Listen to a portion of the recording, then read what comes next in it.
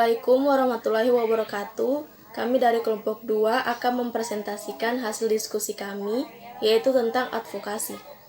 Bagaimana advokasi dalam promosi kesehatan?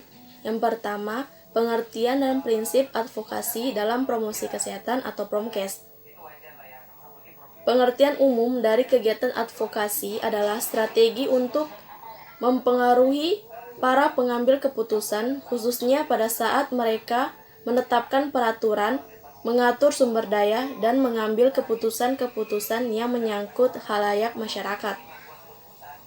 Hal tersebut menunjukkan bahwa advokasi diartikan sebagai upaya pendekatan terhadap orang lain yang dianggap mempunyai pengaruh terhadap keberhasilan suatu program atau kegiatan yang dilaksanakan.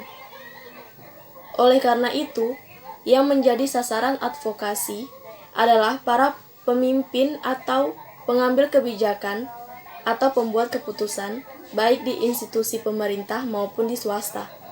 Seperti dijabarkan dalam PMK nomor 004 tahun 2012, bahwa advokasi perlu dilakukan bila dalam upaya memberdayakan pasien dan klien, rumah sakit membutuhkan dukungan dari pihak-pihak lain.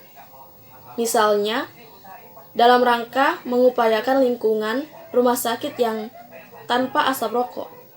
Rumah sakit perlu melakukan advokasi kepada wakil-wakil rakyat dan pemimpin daerah untuk diterbitkannya peraturan tentang kawasan tanpa rokok atau KTR yang mencakup di rumah sakit.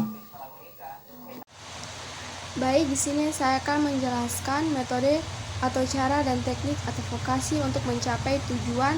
Ada bermacam-macam, yaitu A. Lobby politik, B. Seminar, C. Media, dan D. Perkumpulan.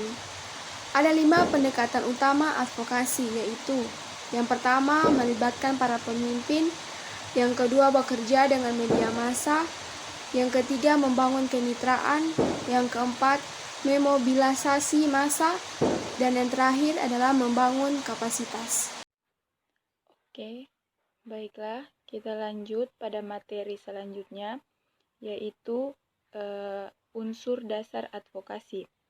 Unsur dasar advokasi terdiri dari 8 unsur, yaitu yang pertama adalah penetapan tujuan advokasi, yang kedua pemanfaatan data dan riset untuk advokasi, yang ketiga mengidentifikasi khalayak sasaran, yang keempat pengembangan dan penyampaian pesan advokasi, yang kelima membangun koalisi, yang keenam membuat presentasi yang persuasif, yang ketujuh adalah penggalangan dana untuk advokasi, dan yang kedelapan adalah evaluasi upaya advokasi.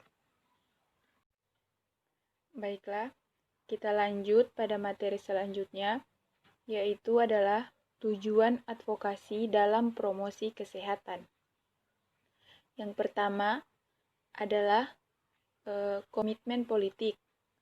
Komitmen para pembuat keputusan atau penentu kebijakan sangat penting untuk mendukung atau mengeluarkan peraturan-peraturan yang berkaitan dengan kesehatan masyarakat. Misalnya, untuk pembahasan kenaikan anggaran kesehatan. Contoh konkret dari Perancangan Indonesia Sehat 2010 oleh Presiden, yaitu untuk meningkatkan komitmen ini sangat dibutuhkan advokasi yang baik. Kemudian yang kedua adalah mendapatkan dukungan kebijakan.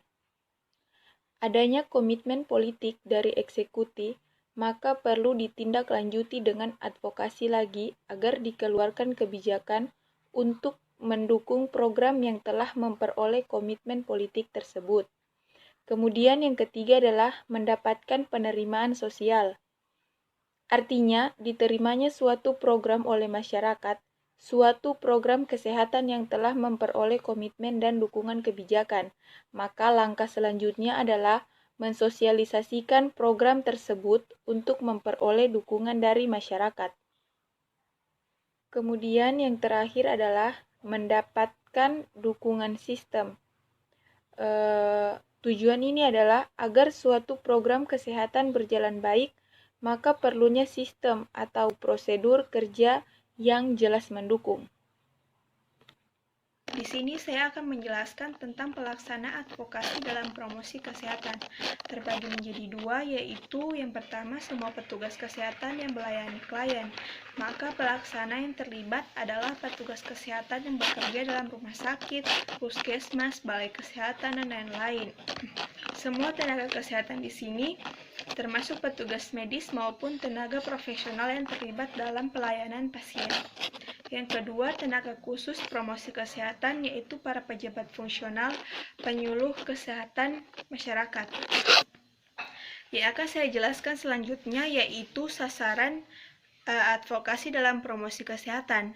Terbagi menjadi 4. Yang pertama, promosi kesehatan di sarana pelayanan kesehatan, menunjukkan bahwa sasaran dari penerapan promosi kesehatan ini terdapat di rumah sakit, serta penerapan di rumah sakit adalah pasien dan keluarga klien, serta kelompok-kelompok masyarakat. Yang kedua, promosi kesehatan di rumah tangga atau masyarakat. Pada promosi kesehatan ini menekankan pada kegiatan kampanye dan aktivitas lainnya. Fasilitator masyarakat dan petugas kesehatan setempat seperti petugas kesehatan lingkungan, PKK, Kader Desa, dan Bidan Desa. Sasaran kegiatannya yaitu ibu muda yang memiliki bayi atau balita, ibu hamil, remaja putri, kelompok perempuan, kelompok laki-laki, karang taruna, kelompok miskin, dan kelompok menengah atas. Yang ketiga, promosi kesehatan di sekolah atau usaha kesehatan sekolah atau unit kegiatan medis di perguruan tinggi. Program promosi kesehatan di sekolah harus diintegrasikan ke dalam program usaha kesehatan sekolah melalui koordinasi dengan tim pembina UKS tingkat kecamatan, kabupaten, provinsi, serta pusat. Yang keempat, yaitu promosi kesehatan di tempat kerja. Adanya kebijakan penyelenggaraan kesehatan didasarkan atas manfaat bagi pekerja atau pelayanan sukarela yang bertujuan untuk menurunkan kecelakaan kerja, ketidakhadiran pekerja, menyerahkan pekerjaannya, hari sakit, biaya pelatihan, dan kompensasi kerja. Sekian dan terima kasih. Ya, di sini saya akan melanjutkan presentasi dari Sukmawati Said, yaitu langkah advokasi dan promosi kesehatan. Terbagi dalam 3 bagian. Yang pertama, tahap persiapan. Yang kedua, tahap pelaksanaan. Yang ketiga, tahap penilaian. Yang pertama, tahap persiapan. Persiapan advokasi yang paling penting adalah menyusun bahan atau materi atau instrumen advokasi. Bahan advokasi adalah data informasi, bukti yang dikemas dalam bentuk tabel, grafik, atau diagram yang menjelaskan besarnya masalah kesehatan, akibat atau dampak masalah, dampak ekonomi dan program yang diusulkan atau proposal program. Yang kedua, tahap pelaksanaan. Pelaksanaan advokasi tergantung dari metode atau cara advokasi. Yang ketiga, tahap penilaian. Untuk menilai keberhasilan advokasi dapat menggunakan indikator sebagai berikut. Yang pertama software dan yang kedua hardware. Sasaran advokasi hendaknya diarahkan atau dipandu untuk menempuh tahapan-tahapan sebagai berikut. Pertama, memahami atau menyadari persoalan yang diajukan. Kedua,